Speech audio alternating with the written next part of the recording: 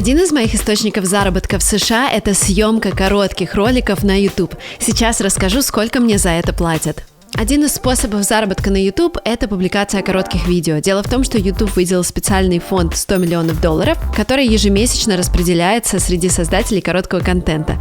И это распространяется и на тех, кто создает контент на русском языке. Сейчас я расскажу, сколько получила из этого фонда в прошлом месяце. Начну со своего канала на английском языке. С него я получила $808, там залетел шорт, например, на 10 миллионов просмотров, так что выплата достаточно большая. На моем другом канале на английском языке, который больше про нашу жизнь в США, залетело довольно много роликов, и в этот раз выплата составила $1200. На моем русском канале видео, к сожалению, залетали не сильно, и выплата составила всего $88. Если вам интересно узнать, как подключиться к этому фонду, чтобы получать выплаты, переходите на мой телеграм-канал по ссылке в первом комментарии, мы сделали для вас специальную инструкцию.